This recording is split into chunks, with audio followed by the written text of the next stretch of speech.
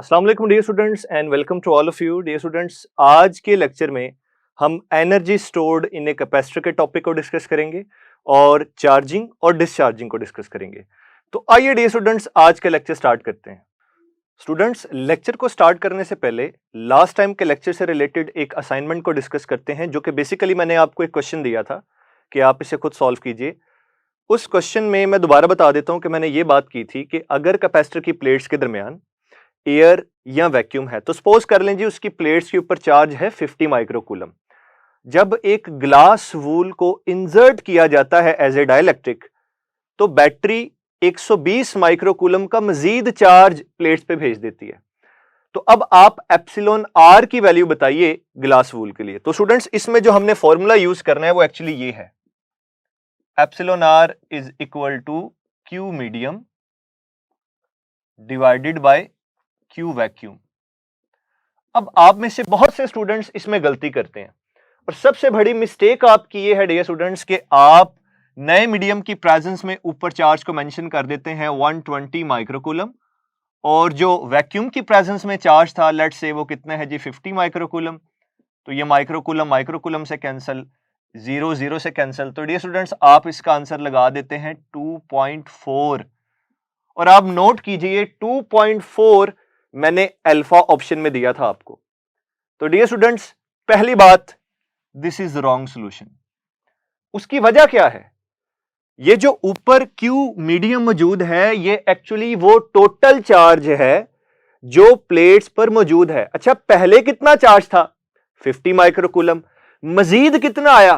120 microcoulomb. तो dear students, अब ये जो क्यू मीडियम है ये 120 माइक्रोकूलम नहीं होगा, पहले से मौजूद प्लेट्स पे 50 माइक्रोकूलम प्लस बैटरी ने जो नया भेजा दैट इज 120 डिवाइडेड बाय, और ये वाला चार्ज 50। तो अब ये बनेगा 170 डिवाइडेड बाय 50, 0 0 से कैंसिल हो गया। तो डियर स्टूडेंट्स, इसका जो करेक्ट आंसर था वो था 3.4।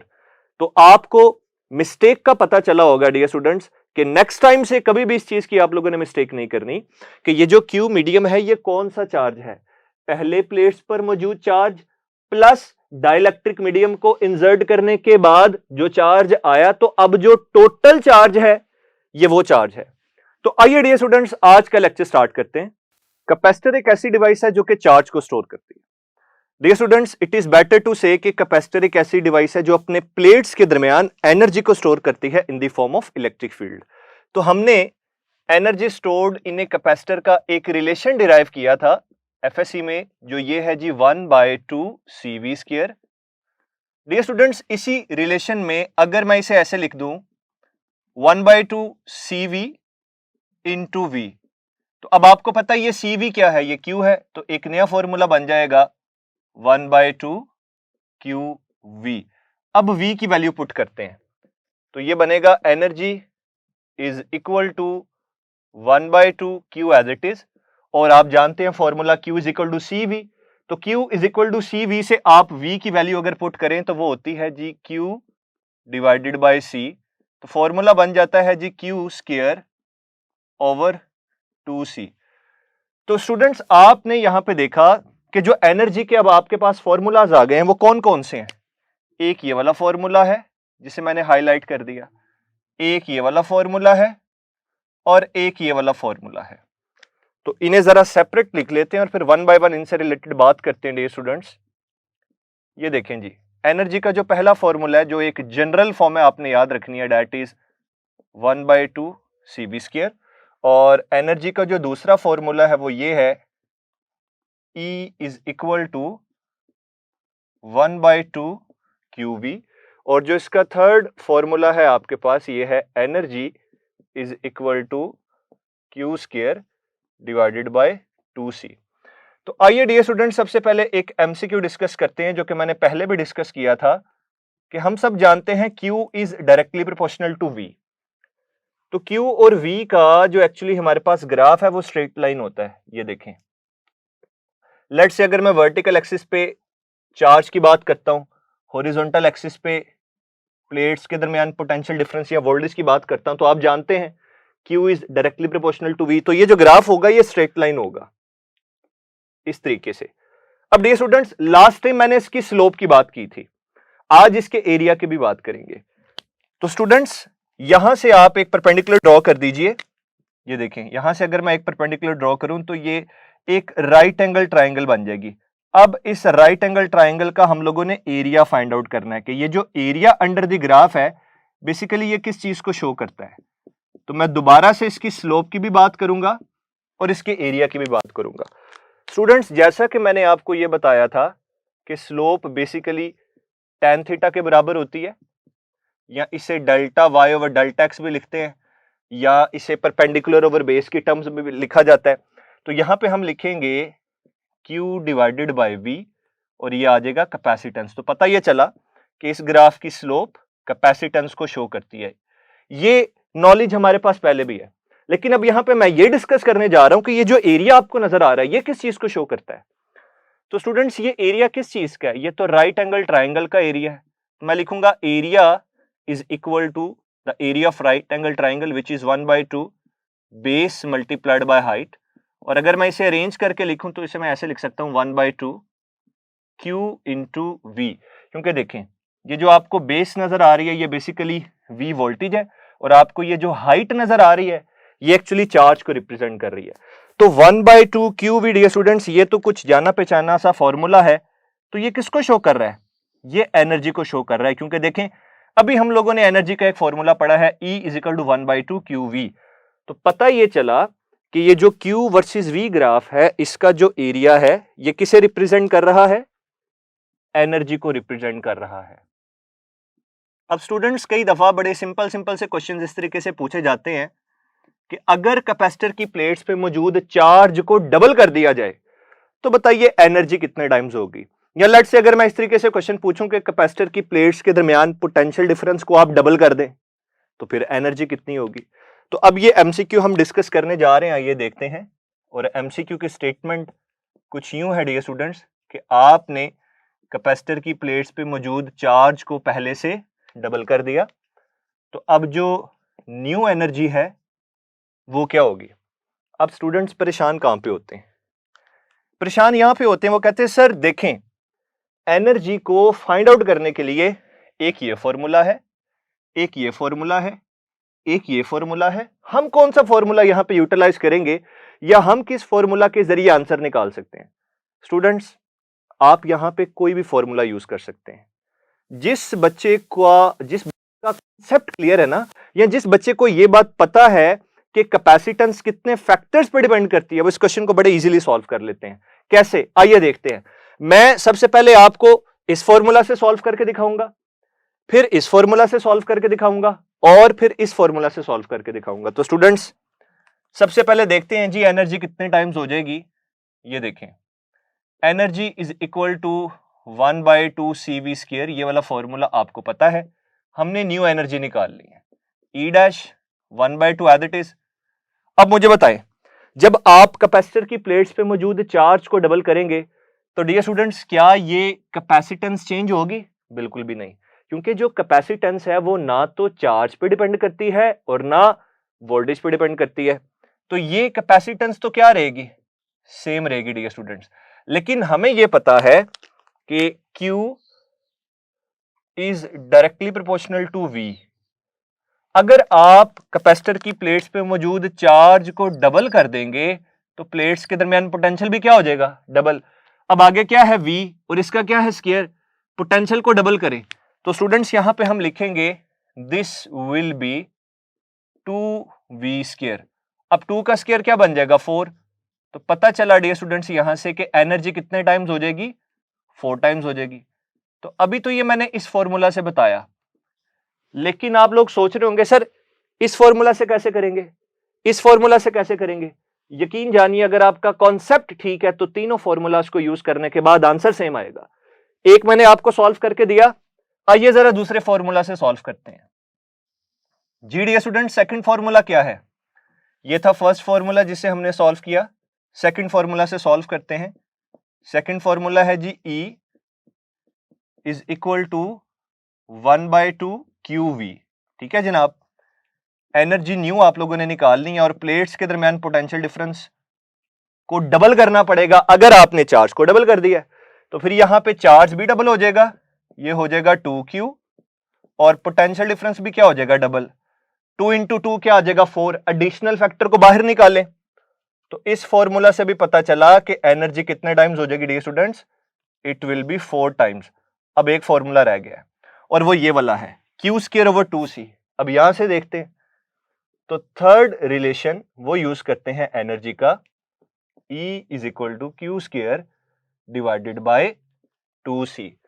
स्टूडेंट्स एनर्जी हम लोगों ने फाइंड आउट करनी है और क्वेश्चन को याद रखना है, क्वेश्चन को नहीं भूलना। कैपेसिटर की प्लेट्स पे मौजूद चार्ज को डबल किया, अगर इस रिलेशन में आप चार्ज को डबल करेंगे तो मुझे बताइए क्या कैपेसिटेंस चेंज होगी? बिल्कुल भी नहीं, क्योंकि कई बार बार रिपीटेडली मैंने ये कॉन्सेप्ट एक्सप्लेन किया कि चार्ज और प्लेट्स के दरमियान पोटेंशियल डिफरेंस पे कैपेसिटेंस डिपेंड नहीं करती है। तो जब आप चार्ज को डबल करेंगे तो देख लें उसके ऊपर स्क्वायर है, ये हो जाएगा 2q square divided by 2c। अब ऊपर से क्या आ जाएगा, एक फैक्टर एडिशनल कॉमन 4, तो यहां से भी जो एनर्जी आएगी डियर स्टूडेंट्स ये 4 टाइम्स हो जाएगी। तो आप नोट कीजिए जरा, 4 टाइम्स एनर्जी, 4 टाइम्स एनर्जी, और यहां पे भी जो हमारे पास एनर्जी आ रही है वो 4 टाइम्स आ रही है। तो आपने सीखा क्या? आपने ये सीखा कि ये वाला फॉर्मूला, ये वाला फॉर्मूला और ये वाला फॉर्मूला, ये तीनों एनर्जी से रिलेटेड है और तीनों को यूज कर लें। अगर आपका कॉन्सेप्ट ठीक है डियर स्टूडेंट्स तो आंसर गलत नहीं हो सकता। अब डियर स्टूडेंट्स यहां पे मैं एक और छोटी सी बात डिस्कस कर दूं कि देखें कई दफा ऐसा होता है, अगर मैं क्वेश्चन में एक ट्विस्ट लेके आऊं, मैं कहता हूं भाई चार्ज को नहीं डबल किया, प्लेट्स के दरमियान पोटेंशियल को डबल कर दिया, तो अब क्वेश्चन कैसे पूछा गया, कैपेसिटर की जो प्लेट्स है उसके दरमियान पोटेंशियल को आपने डबल कर दिया। तो जब आप पोटेंशियल को डबल कर देंगे फिर भी आंसर क्या होगा, सेम, क्योंकि पोटेंशियल को डबल करने से अगेन चार्ज क्या हो जाएगा, डबल हो जाएगा, और दोबारा से अगर आप सॉल्व करेंगे तो यही आंसर आएगा। अब डियर स्टूडेंट्स एक एमसीक्यू पूछा जाता है, मैं आप लोगों से डिस्कस करता हूं कि what is the net charge on the capacitor. Capacitor की प्लेट्स पे नेट चार्ज क्या होता है? और बहुत से जो स्टूडेंट्स होते हैं वो कन्विंस नहीं होते इस बात से कि कैपेसिटर की एक प्लेट पे पॉजिटिव चार्ज है, दूसरी प्लेट पे नेगेटिव चार्ज है, तो कोई नेट चार्ज तो होना चाहिए। देखिए स्टूडेंट्स, आप लोगों ने केमिस्ट्री में किसी भी एटम का चार्ज डिस्कस किया होगा। देखें जी, एक एटम न्यूट्रल है, वो कब चार्ज हो जाएगा? जब एक इलेक्ट्रॉन रिमूव करके कहीं बाहर चला गया, तो इलेक्ट्रॉन की डेफिशिएंसी की वजह से उसके ऊपर पॉजिटिव चार्ज आ गया।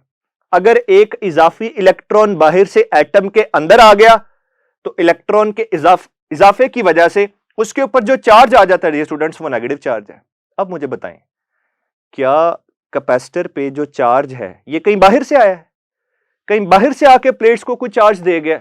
Not at all dear students, ये कैपेसिटर की प्लेट्स का अपना चार्ज है। अच्छा, इसे मैं बड़े जबरदस्त तरीके से अक्सर समझाया करता हूं कि देखिए फर्ज करें भाई मेरे पास 10 रुपीज हैं, ठीक है, और वो इस पॉकेट में है, मैं यहां से 10 रुपीज निकाल के दूसरी पॉकेट में रख देता हूं, है तो मेरे पास ही ना, मैंने जस्ट क्या किया है, जगह चेंज की है। अगर कैपेसिटर की बात की जाए तो उसकी 2 प्लेट्स हैं, ठीक है, इसे ओवरऑल कैपेसिटर बोला जाएगा। एक प्लेट को कैपेसिटर नहीं कहते, एक प्लेट और दूसरी प्लेट, ये ओवरऑल क्या बन गया, कैपेसिटर। लो जी, अगर आप इस प्लेट से इलेक्ट्रॉन्स को मूव करवा के यहां पे भेज देते हैं तो ओवरऑल कैपेसिटर क्या रहा है, कहीं बाहर से चार्ज आया है? Not at all dear students. तो याद रखिएगा, एक कैपेसिटर पे नेट चार्ज 0 होता है, जिसे ऐसे लिखा जा सकता है, जरा गौर कीजिएगा, आप इसे यूं लिखें, the net charge on the plates of the capacitor Q net, positive charge उसकी साथ nature, plus into minus Q, तो net charge on the plates of the capacitor is equal to 0। तो इस बात को याद रखना है आपने। अब स्टूडेंट्स यहां पे मैं एक और छोटी सी बात डिस्कस करने जा रहा हूं, ये बड़ी जबरदस्त है। देखें जी, कैपेसिटर की बेटा जो 2 प्लेट्स होती है ना, ये आपस में एक दूसरे के बहुत ज्यादा क्लोज होती हैं। ये तो आपको लेक्चर में दिखाई दे रहा है ना कि इतना ज्यादा गैप है। इन प्रैक्टिकल कैपेसिटर ये दोनों प्लेट्स एक दूसरे के काफी ज्यादा क्लोज होती हैं। एक प्लेट पे एक टाइप का चार्ज, दूसरी प्लेट पे दूसरी टाइप का चार्ज। मेरा आपसे सवाल है, क्या इन दोनों प्लेट्स के दरमियान कोई फोर्स ऑफ अट्रैक्शन होगी? यस डियर स्टूडेंट्स, क्योंकि जब एक प्लेट पे एक टाइप का चार्ज है और दूसरी प्लेट पे दूसरी टाइप का चार्ज है, तो इन दोनों प्लेट्स के दरमियान फोर्स ऑफ अट्रैक्शन मौजूद होती है। अब वो फोर्स ऑफ अट्रैक्शन जो है उसका फॉर्मूला क्या है या वो हम कैसे कंप्यूट कर सकते हैं, आइए जरा देखते हैं। तो ये जो प्लेट है ना डियर स्टूडेंट्स, इस पे कहा जाता है जी इस पे जो चार्ज है वो पॉजिटिव है। जितनी मैग्नीट्यूड का चार्ज इस प्लेट पे है उतनी ही मैग्नीट्यूड का चार्ज इस दूसरी प्लेट पे होगा। फर्स्ट करें, सपोज कर रहा हूं अगर यहां पे 10 माइक्रोकूलम चार्ज है ना प्लस का, तो यहां पे भी 10 माइक्रोकूलम चार्ज होगा माइनस का। ठीक है डियर स्टूडेंट्स। अब मैं बात कर रहा था फोर्स की, तो ये वाला फॉर्मूला देखें, आप सबने पढ़ा हुआ है, W is equal to F D. Work basically energy है, तो देखें इस वर्क को मैं क्या लिख रहा हूं, इसे जरा गौर से देखिएगा कि मैं क्या करने जा रहा हूं और रिलेशन आपको कैसे बना के देता हूं।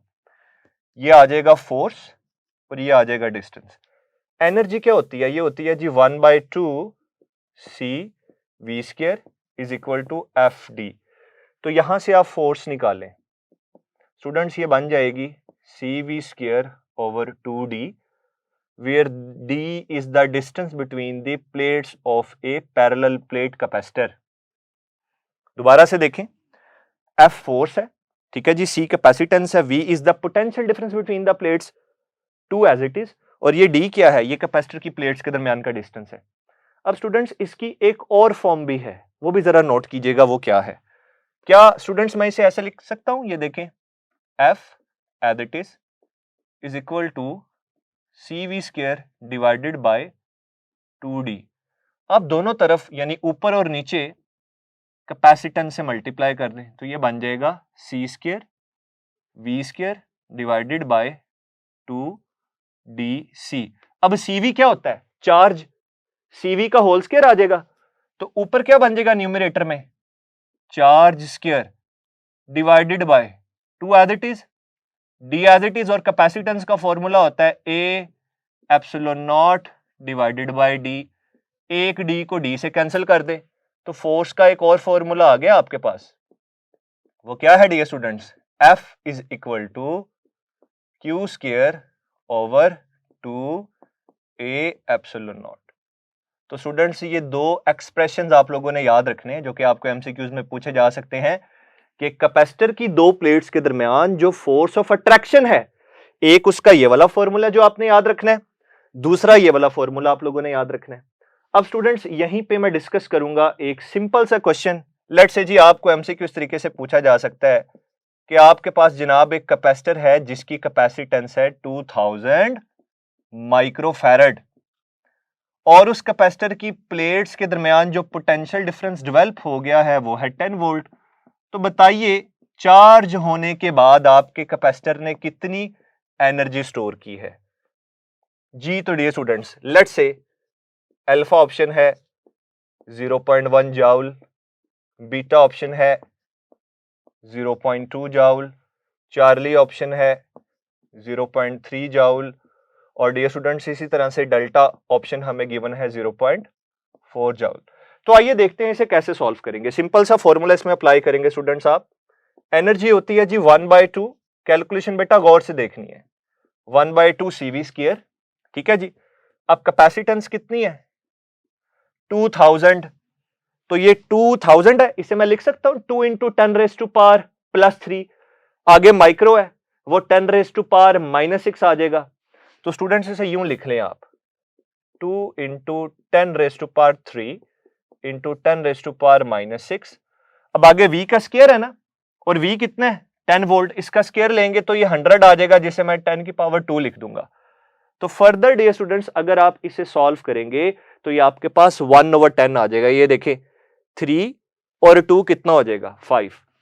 तो इसे मैं ये देखें एक 2 बल्कि यहां से देखें 2 से कैंसिल हो जाएगा, ये कैंसिल हो गया, और फर्दर आप इसे लिखे 10⁻5 - 6 जिसे लिखेंगे जी 10⁻1, इसे 1/10 लिखें। अब 1/10 क्या होता है 0.1। तो स्टूडेंट्स हमारे पास जो एनर्जी आ जाएगी उसका आंसर क्या होगा अल्फा 0.1 जाउल। तो अभी इसी के साथ आप यूनिट्स को मेंशन कर दें, इट इज 10⁻⁻1 जाउल या 1/10 जाउल जिसे आप 0.1 जाउल कहते हैं। स्टूडेंट एक चीज होती है एनर्जी डेंसिटी और वो क्या होती है energy stored per unit volume.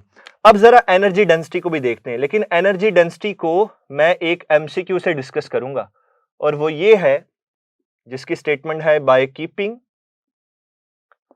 All the factors constant, by keeping all the factors constant, if we double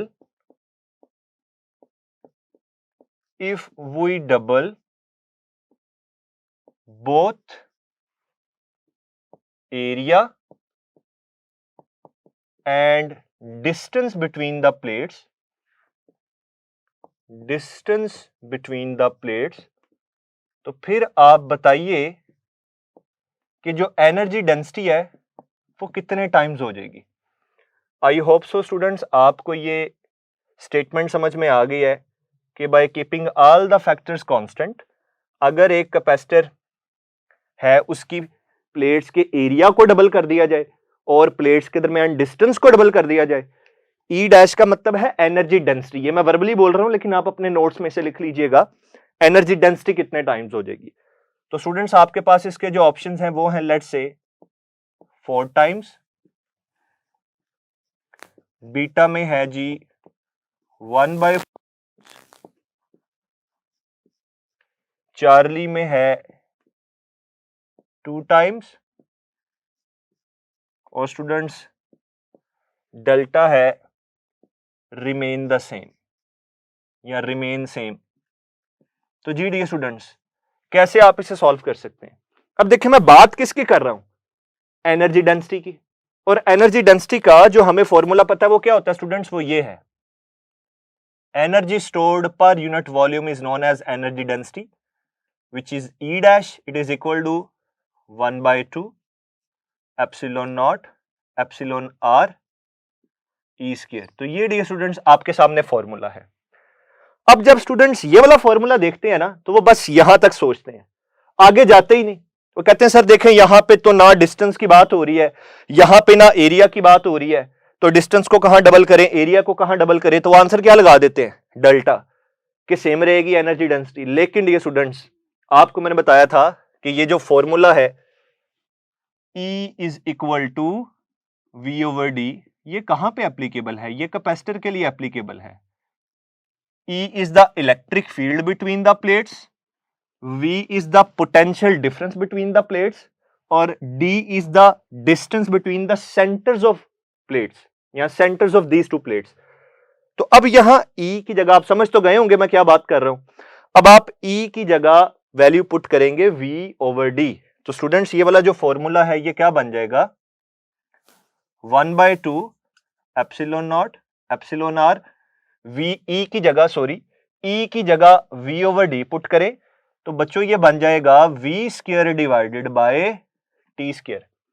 अब स्टेटमेंट के ऊपर फोकस करना है भाई, क्या वजह थी कि वो आपसे कह रहा था by keeping all the factors constant. Students उसका मतलब ये है कि 1/2 एप्सिलॉन नॉट V स्क्वायर, ये सारा फैक्टर कांस्टेंट रहेगा।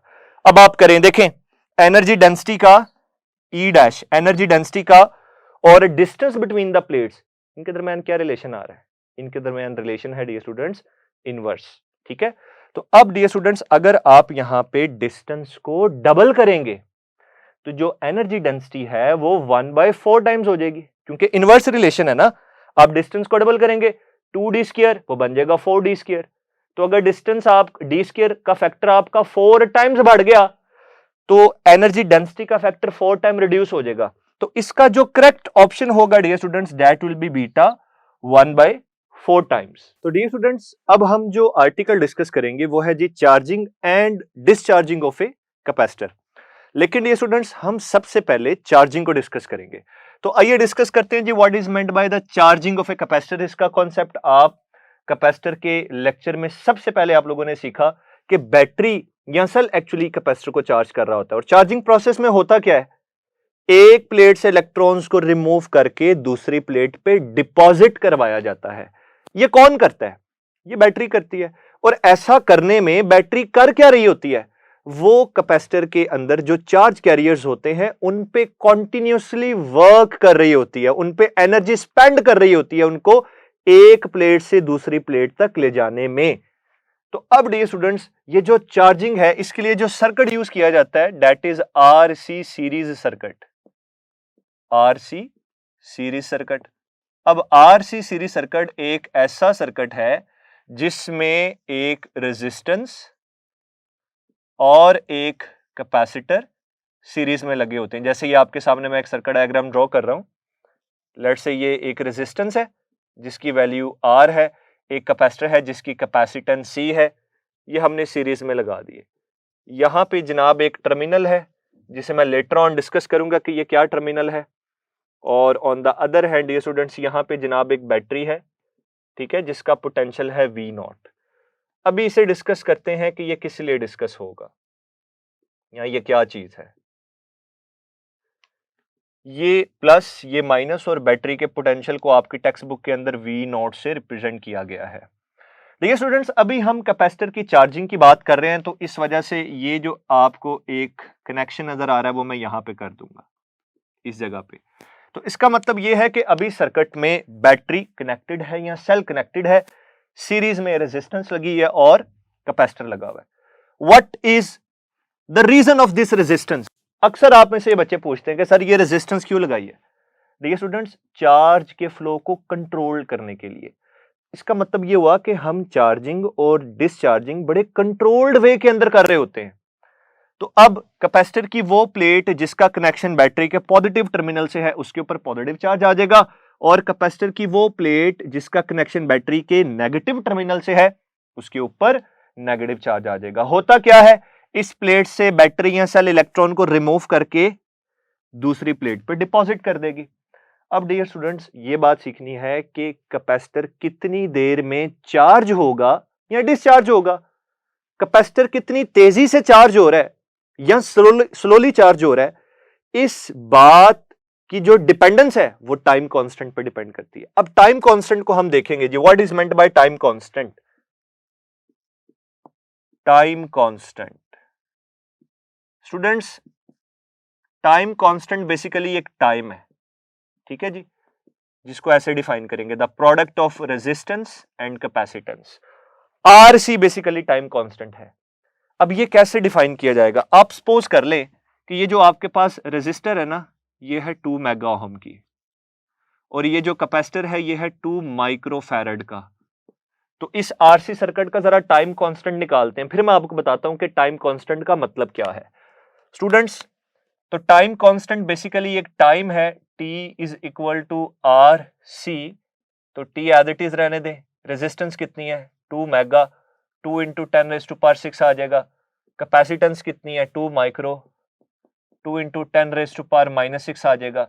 ये +6 -6 कैंसिल हो जाएगा, 2 से मल्टीप्लाई होगा, और टाइम कांस्टेंट कितना आ गया? 4 सेकेंड। अब देखें, कई दफा बात की जाती है कि एक टाइम कांस्टेंट का टाइम गुजरने के बाद कैपेसिटर कितने परसेंट चार्ज होगा। अब जरा सुनिएगा, आरसी टाइम कांस्टेंट है, ये वो टाइम है जो डिसाइड करेगा कि कैपेसिटर कितनी तेजी से या कितना स्लोली चार्ज होगा। तो अगर मैं आपसे कहूं, आप जरा मेरे साथ साथ इस चीज को रिपीट कीजिएगा, 1 आरसी कितना है भाई? आप सब कहेंगे सर 4 सेकेंड्स। Very good. मैं आपको कहूंगा बेटा 2 आरसी कितना है? आरसी कितना है? आरसी, आरसी प्रोडक्ट आ रहा है 4, तो 2 आरसी कितना हो जाएगा? 8 सेकेंड। अगर मैं आपको कहूं भाई 3 आरसी कितना है स्टूडेंट्स, आप क्या कहेंगे? आरसी की वैल्यू क्या है? 4, ये हो जाएगा 12 सेकेंड्स। अगर मैं आपको कहूं स्टूडेंट्स 4 आरसी कितना है, तो आप कहेंगे सर इट इज 16 सेकेंड्स। अब टर्म्स पता क्या यूज की जाती है? एक टाइम कांस्टेंट का टाइम गुजरने के बाद कैपेसिटर कितना चार्ज हुआ, 2 टाइम कांस्टेंट्स का टाइम गुजरने के बाद कैपेसिटर कितना चार्ज हुआ, 3 टाइम कांस्टेंट्स का टाइम गुजरने के बाद कैपेसिटर कितना चार्ज हुआ, 4 टाइम कांस्टेंट्स का टाइम गुजरने के बाद कैपेसिटर कितना चार्ज हुआ। तो एक टाइम कांस्टेंट का टाइम 4 सेकंड है, जो किसने डिसाइड किया? आर की और सी की वैल्यू ने। 2 टाइम कांस्टेंट्स का टाइम कितना है? 8 सेकंड्स है। 3 टाइम कांस्टेंट्स का टाइम कितना है? 12 सेकंड्स है। 4 टाइम कांस्टेंट्स का टाइम कितना है? 16 सेकंड्स है। तो डियर स्टूडेंट्स, कैपेसिटर की जो चार्जिंग की इक्वेशन है, वैसे ये आपके सिलेबस में इंक्लूडेड नहीं है, लेकिन आप इसे फिर भी समझ लीजिए। वो ये है Q is equal to Q naught 1 minus e raise to power minus T over R C. ये इक्वेशन आपको ये बताती है कि कैपेसिटर का जो चार्जिंग प्रोसेस है वो एक्सपोनेंशियल है। ये Q क्या है? ये इंस्टेंटेनियस चार्ज है जो कैपेसिटर की प्लेट्स पे टाइम के किसी भी इंस्टेंट पे मौजूद है। ये Q नॉट क्या है? ये वो टोटल चार्ज है या ये वो इक्विलिब्रियम चार्ज है जो कैपेसिटर की प्लेट्स पे स्टोर हो सकता है in the presence of this cell और बैटरी। और E एक्सपोनेंट को रिप्रेजेंट कर रहा है T, टोटल टाइम है जिसके बाद मैं देखना चाहता हूं कैपेसिटर कितना चार्ज हुआ, और RC टाइम कांस्टेंट है। तो स्टूडेंट्स ये देखते हैं कि एक टाइम कांस्टेंट का टाइम गुजरने के बाद कैपेसिटर कितना चार्ज होता है। तो यहां T की जगह मैं RC लिखूंगा।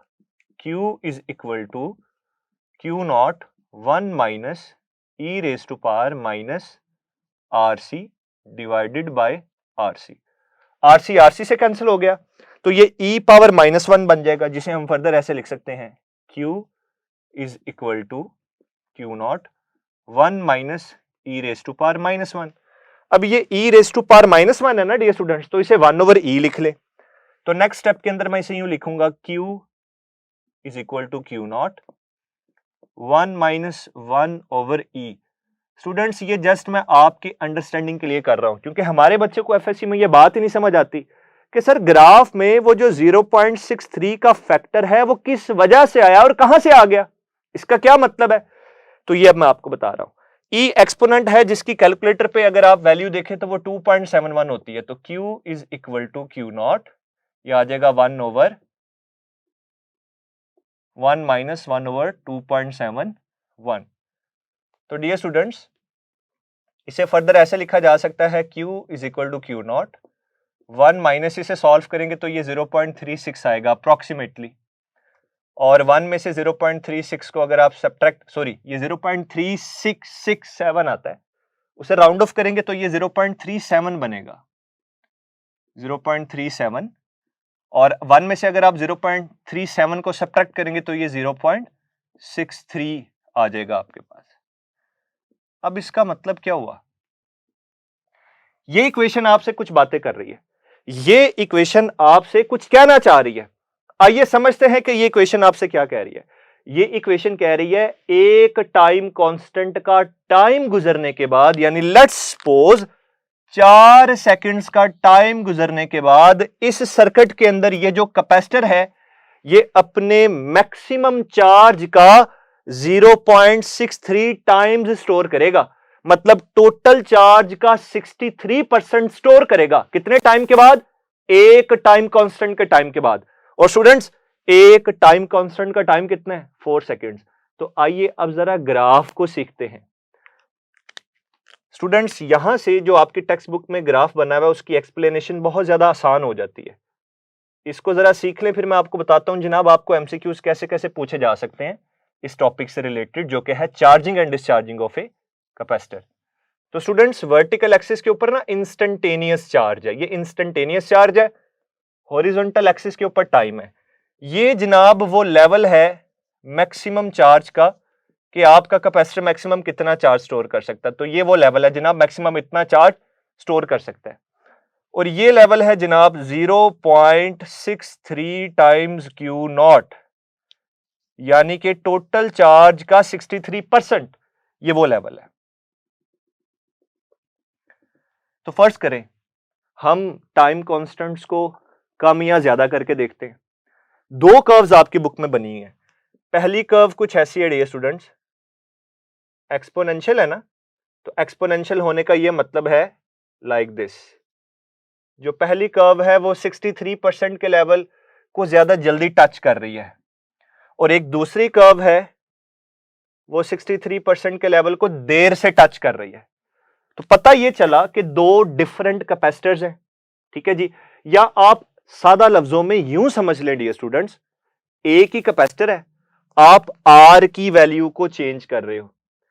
आर की वैल्यू चेंज करो, सी को सेम रहने दो, ये टाइम चेंज हो जाएगा। तो अब आर सी कम ज्यादा हो सकता है। सपोज कर लें जनाब इस सर्किट में जो टाइम कांस्टेंट है आर सी वो है जनाब 4 सेकंड। एक इसी सर्किट में अगर मैं आर की वैल्यू को चेंज कर देता हूं, लेट्स से मैं इसे 1 मेगा ओम कर देता हूं, तो इसी सर्किट का जो टाइम है वो कितना हो जाएगा, 2 सेकंड हो जाएगा। तो डियर स्टूडेंट्स, अगर आप आर की वैल्यू चेंज करोगे तो चार्जिंग कितनी तेजी से होगी या कितनी स्लोली होगी, इस बात पे फर्क पड़ जाएगा। और ये ग्राफ आपको बेसिकली यही चीज समझा रहे हैं। ये देखें, ये एक ऐसा कैपेसिटर नहीं है या ये एक ऐसे कैपेसिटर की कर्व नहीं है जो 63% के लेवल को जल्दी टच कर गई है। तो एक टाइम कांस्टेंट का टाइम गुजरने के बाद, इंपॉर्टेंट बात करने लगा, गौर से सुनना है, एक टाइम कांस्टेंट का टाइम गुजरने के बाद आपका कैपेसिटर 63% क्या हो जाता है, चार्ज। तो आफ्टर 1 RC, ये एमसीक्यू में पूछा जाता है, आफ्टर 1 RC जो कैपेसिटर है नंबर 1 कितने परसेंट चार्ज होता है, 63% चार्ज हो जाता है, और अनचार्ज कितना रह जाता है जनाब, 37% अनचार्ज होता है। तो ये बात याद रखनी है आपने। तो ये देखें, ये उस कैपेसिटर के लिए कर्व है या एक ऐसे सर्किट के लिए कर्व हमने बनाई जिसमें कैपेसिटर लगा हुआ है जिसका आरसी कम था। तो आरसी आपको क्या नजर आ रहा है, स्मॉल। फिर आर की वैल्यू हमने बढ़ा दी, पहले 1 अज्यूम की हुई है ना, बढ़ा दी, 2 मेगा ओम कर दी। अब क्या हुआ है, अब टाइम ज्यादा हो गया है, ठीक है जी। तो ये जो दूसरी आप कर्व देख रहे हैं, ये एक ऐसे सर्किट के लिए है या ऐसे कैपेसिटर के लिए है जिसके सर्किट का टाइम कांस्टेंट ज्यादा है। पहले वाली का कितना अज्यूम किया, बल्कि मैं यहां पर लिख देता हूं, इसका है जनाब 2 सेकंड और इसका क्या है 4 सेकंड। तो जिसका 4 सेकंड है उसकी चार्जिंग देर से हुई क्योंकि उसने 63% के लेवल को देर से टच किया। तो अब दूसरे के लिए ये बनेगा आरसी। तो आरसी के कम या ज्यादा होने से चार्जिंग पे फर्क पड़ता है। तो अब दो बातें और यहां पे मेंशन कर लेते हैं dear students. If RC is large, अगर टाइम कांस्टेंट की वैल्यू ज्यादा है तो आपका जो कैपेसिटर है ये क्या होगा, जल्दी चार्ज होगा देर से। तो याद रखना, अगर आपका आरसी लार्ज है तो चार्जिंग आपकी क्या होगी, स्लो होगी, ठीक है। दूसरी बात, इफ आरसी इज स्मॉल, ठीक है, तो चार्जिंग क्या होगी। इसके लिए दो वर्डिंग या दो वर्ड्स यूज किए जाते हैं, वो ये है कि आपकी चार्जिंग होगी रैपिड, ठीक है, या फास्ट। तो ये जो आर और सी है इन दोनों की वैल्यूज पर डिपेंड करता है कि टाइम क्या होगा। तो आर और सी का प्रोडक्ट बेसिकली वो टाइम डिसाइड करता है जिस टाइम में कैपेसिटर में चार्ज होना होता है। तो अगर आर सी लार्ज, चार्जिंग क्या होगी, स्लो। बताए इन दोनों कर्व्स में से आप देख के बता सकते हैं। हो सकता है जनाब आपको एक एमसीक्यू आ जाए बच्चों और उस एमसीक्यू के अंदर इस तरह की एक्सपोनेंशियल कर्व्स बनी हो, 1 2 3 4 4 कर्व्स बनी हो और आपसे पूछा जाए बताइए सबसे स्लो चार्जिंग किस कर्व के लिए है। तो आपने इस तरीके से ये जो 63% का लेवल है इससे परपेंडिकुलर गिरा के देख लेना है, जिसका हॉरिजॉन्टल एक्सिस पे यानी जिसका टाइम सबसे ज्यादा होगा उसकी चार्जिंग सबसे स्लो होगी। तो इस तरह का क्वेश्चन पूछा जा सकता है। स्टूडेंट्स एक और छोटी सी बात देखें, टी किसके बराबर है, आर सी के बराबर है। अब यहां से अगर मैं सी के यूनिट्स निकालूं तो सी के यूनिट्स क्या होंगे, यहां सी को अभी सेपरेट कर लें, ये बनेगा टी ओवर आर। टी क्या होता है, सेकंड, आर क्या होता है, ओहम। तो सेकंड पर ओहम किसे रिप्रेजेंट कर रहा है, कैपेसिटेंस को रिप्रेजेंट कर रहा है। तो इस बात को भी आपने याद रखना है। अब एक बड़ी मजे की बात आपको बताने लगा हूं। क्या आपने कभी यह सोचा है कि कैपेसिटर 100% चार्ज हो सकता है? दी स्टूडेंट्स, नहीं हो सकता। इस इक्वेशन के मुताबिक अगर आप यहां पे 5R से पुट करते हैं यानी कि 5 RC का टाइम गुजरने के बाद भी कैपेसिटर सिर्फ 99.3% चार्ज को स्टोर करता है। 100% कभी भी कैपेसिटर की चार्जिंग पॉसिबल नहीं है। रीजन, एक कैपेसिटर चार्ज हो रहा है, इसकी प्लेट्स पे पॉजिटिव चार्ज बढ़ता जा रहा है, नेगेटिव चार्ज बढ़ता जा रहा है, तो हर नए चार्ज को वहां पे एक्यूमुलेट करने के लिए, वहां पे डिपॉजिट करवाने के लिए इलेक्ट्रोस्टैटिक फोर्स ऑफ रिपल्शन भी बढ़ जाएगी और बैटरी को ज्यादा से ज्यादा वर्क करना पड़ेगा। तो एक वक्त ऐसा आएगा कि वो रिपल्शन इतनी ज्यादा हो जाएगी कि बैटरी हाथ जोड़ लेगी, बैटरी कहेगी जी अब मेरी बस हो गई है। तो वो इलेक्ट्रोस्टैटिक फोर्स ऑफ रिपल्शन की वजह से भी 100% चार्ज को स्टोर नहीं करता। तो एक छोटी सी इंफॉर्मेशन वो भी नोट करें कि आफ्टर 5 RC कैपेसिटर कितना चार्ज स्टोर करता है? 99.3% अप्रोक्सीमेटली। और a capacitor never be charged up to 100%। ये बात भी आपने याद रखनी है। देखें, अभी हमने डिस्कस की है चार्जिंग, अब डिस्कस करेंगे डिस्चार्जिंग को। अच्छा स्टूडेंट्स, मैं अगर आपसे क्वेश्चन पूछूं कि कैपेसिटर की चार्जिंग का ग्राफ कैसा होता है, ग्राफ की शेप बताएं। क्या ग्राफ स्ट्रेट लाइन है? क्या ग्राफ इंक्लाइंड स्ट्रेट लाइन है? क्या ग्राफ पैराबोला है, हाइपरबोला है? तो आप सिंपल कहेंगे भाई एक्सपोनेंशियल है, क्योंकि ये देखें ई आ रहा है ना, ई, तो पता चला कि ये जो चार्जिंग है ये क्या होती है? एक्सपोनेंशियल। चार्जिंग एक्सपोनेंशियल है और डिस्चार्जिंग भी क्या है? एक्सपोनेंशियल है। तो आइए बेटा अब डिस्चार्जिंग को डिस्कस करते हैं कि what is meant bye discharging of a capacitor. तो डिस्चार्जिंग के लिए आप क्या करेंगे? देखें, आपने ये टर्मिनल यहां लगाया था ना लगाएं यहां पे, इसे यहां पे लगा दें, इस तरीके से कनेक्ट कर दें। अब एक्सटर्नल बैटरी का कनेक्शन खत्म हो गया, कैपेसिटर की इस प्लेट ने चार्ज स्टोर किया, इस प्लेट ने भी चार्ज स्टोर किया। अब जो चार्ज इसने स्टोर किया था ना, यानी कि यहां से इलेक्ट्रॉन्स चार्जिंग में यहां गए थे, डिस्चार्जिंग में वो इलेक्ट्रॉन्स यहां से यूं वापस आ जाएंगे लाइक दिस। तो अब कैपेसिटर क्या हो रहा है? डिस्चार्ज हो रहा है। तो इसकी जो डिस्चार्जिंग की इक्वेशन है वो भी याद रखिएगा, Q is equal to Q naught E raise to power minus T over RC। बेटा ये कैपेसिटर की डिस्चार्जिंग की इक्वेशन है। हमारा इस इक्वेशन से लेना देना कोई नहीं है, जस्ट हमें ये बात पता चलती है कि कैपेसिटर का चार्जिंग प्रोसेस भी ग्राफिकल लिहाज से देखा जाए तो एक्सपोनेंशियल है, और अगर कैपेसिटर के डिस्चार्जिंग की भी बात की जाए तो वो भी क्या है? एक्सपोनेंशियल है। तो इसका ग्राफ कुछ इस तरीके से होता है डियर स्टूडेंट्स, ये देखें, यहां पे लेट्स से Q है, यहां पे T है, कैपेसिटर मैक्सिमम जितना चार्ज स्टोर कर सकता था उसने कर लिया। तो एक ये कर्व है और एक ये कर्व है, तो आपको दो कर्व्स नजर आ रही हैं, ठीक है डियर स्टूडेंट्स।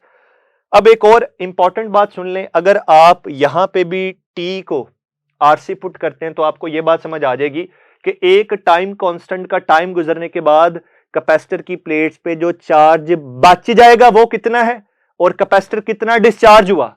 तो यह भी याद रखें कि जो चार्जिंग के वक्त पैटर्न है ना, डिस्चार्जिंग के वक्त भी वही पैटर्न है। जब कैपेसिटर चार्ज होता है, चार्जिंग में आप कहते हैं कि एक टाइम कांस्टेंट का टाइम गुजरने के बाद कैपेसिटर 63% चार्ज हो जाता है। तो एक टाइम कांस्टेंट का टाइम गुजरने के बाद डिस्चार्जिंग में कैपेसिटर 63% डिस्चार्ज हो जाएगा। तो अब ये दो कर्व्स हैं, तो अब यहां से एक और बात समझ आती है कि इफ RC इज लार्ज तो डिस्चार्जिंग क्या होगी? स्लो। अगर R और C का प्रोडक्ट ज्यादा है तो कैपेसिटर स्लोली डिस्चार्ज होगा। यहां पे आप लिख लें स्लोली, यहां सिंपल लिख सकते हैं स्लो। और अगर dear students if RC is small तो जो डिस्चार्जिंग होगी वो रैपिड होगी, या इसकी जगह कभी कभार बेटा वर्ड यूज किया जाएगा एमसीक्यूज के अंदर फास्ट, ठीक है जी। आफ्टर 1 RC, आफ्टर 1 RC जो कैपेसिटर डिस्चार्ज होगा कितना होगा? 63% डिस्चार्ज हो चुका होगा, यानी उसकी प्लेट्स पे जो चार्ज रह जाएगा वो 37% होगा, ठीक है डियर स्टूडेंट्स। ये भी आपने बात याद रखनी है। और एक और मैंने आपको पॉइंट बताया, कॉन्सेप्ट बताया कि अगर ग्राफ में बात की जाए कि ग्राफ कैसा होता है, तो याद रखिए चार्जिंग में एंड डिस्चार्जिंग में, दोनों का अगर ग्राफ देखा जाए तो ये ग्राफ क्या होता है? एक्सपोनेंशियल। इसे नोट कर लीजिएगा, इसका चार्जिंग और डिस्चार्जिंग का ग्राफ एक्सपोनेंशियल होता है। तो ये डियर स्टूडेंट्स हमारा चार्जिंग और डिस्चार्जिंग ऑफ ए कैपेसिटर का टॉपिक है। इससे बाहर आपको कुछ नहीं पूछा जाएगा, ये मैक्सिमम डिटेल है जो कि आपने एंटीरियर्स के पॉइंट ऑफ व्यू से याद रखनी है। तो डियर स्टूडेंट्स इस टॉपिक को अच्छे तरीके से गो थ्रू कीजिएगा। और आज हमारा अल्हम्दुलिल्लाह यूनिट 1 कंप्लीट हो चुका है। यूनिट 1 बेसिकली आपका इलेक्ट्रोस्टैटिक्स का यूनिट है। अब आप इसकी अच्छे तरीके से प्रैक्टिस कीजिए और इसकी जो प्रैक्टिस एक्सरसाइज आपको अपलोड कर दी गई है आपके पास डियर स्टूडेंट्स, आप उसे अच्छे तरीके से सॉल्व करें, उसकी प्रैक्टिस करें। कोई मसला आए तो मुझसे जरूर डिस्कस करें और ओवरऑल इस यूनिट को गो थ्रू करें और इसकी आप टेस्ट की तैयारी करें। तो wish you very best of luck dear students, अपना ख्याल रखिएगा। Thank you so much. अल्लाह हाफिज।